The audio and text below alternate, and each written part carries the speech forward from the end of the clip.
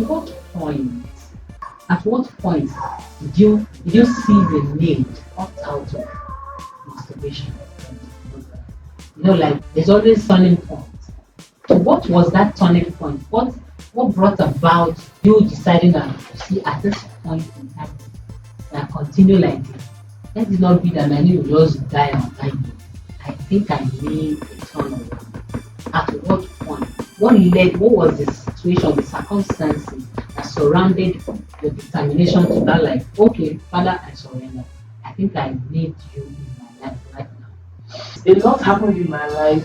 I rose up. I mean, my parents are pastors. I already was born in a Christian background, so not like I didn't know about the Bible or anything, but I just was curious and bored. Masturbation, pornography created the platform for other iniquities like smoking. I was an addict.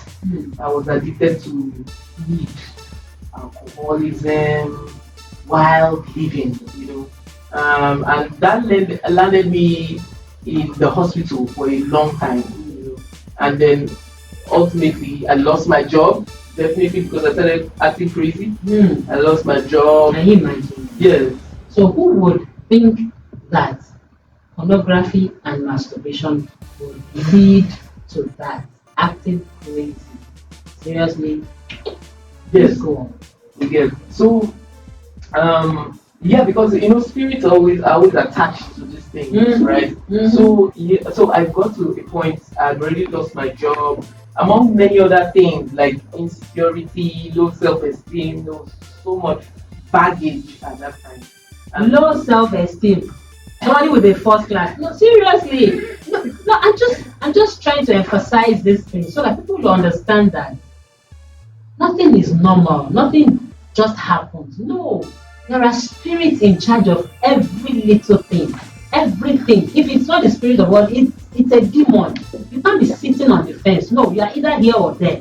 You can't be in the middle. No. So it's either the spirit of God is the one motivating you and moving inside of you, or it's a demon. Yes. So please let us not be deceived that I'm neutral. No, you can't be neutral. When you are neutral, you're actually for the devil. That's just the way it is. Please go on. Yes, and it was that liberality, because I was smoking, drinking, and I was still playing drums in church. Can you? So I can relate to choir members that are struggling with masturbation and pornography. In fact, there was someone who said me one time, the choir master was setting up in church and all that, and then his laptop was connected to the speakers in church. But I don't think he shut down properly the night before. So we were hearing funny sounds from the speaker. As soon as light came and his laptop came, it was already connected. Everything he did the night before was exposed. But I think that was the day of his deliverance. Anyway, I don't think he would have tried that again. Because the devil is exposed. The devil you expose can never torment you anymore. Do you understand? The devil you expose cannot torment you anymore. Yes. So there was a time and I had to go through recovery. And then I had to get hooked up with some of my spiritual mentors, spiritual guides. And at that time, when I came out of rehab, I had to go to rehab to learn, because by the time I got to the hospital, my parents took me to the hospital, my blood was already like 90% weed. Do you get? So I was gone. I'm supposed to be dead right now. I'm supposed to be alive saying this, but I really give God praise. You understand? So it's like I went to the land of the dead and God just brought me back. You understand? How subtle pornography and masturbation can be. Do you understand? And so even while I was recovering, I still had some pornographic content on my phone. Hidden. I already you will search that for you never see. But I had like more than 100 videos for porn. Yeah. And one of my mentors, my mentors at that time was like, Dot, if you don't divorce your past, you will never embrace your future. And that caught me, because I think it was laced with the power of the Holy Ghost, because it caught me and I was like, oh my God, I want a good future. I want a good destiny. So I have to divorce my past. So I had to delete those pornographic videos. I had to. I knew I had to. That was the acorn in my boot, right? The strange thing in my boot. But guess what? This week, deleting those videos was like tearing my own skin. So it was more than just deleting the videos. It was like letting go of a lifestyle that had given me safety, that had given me a false sense of security all this while. So that's what the enemy does to you. It allows you get secure in sin. You get pampering you and feeding you for the slaughter. Do you understand? So imagine 5 years old, I carried this burden of iniquity for 24 years.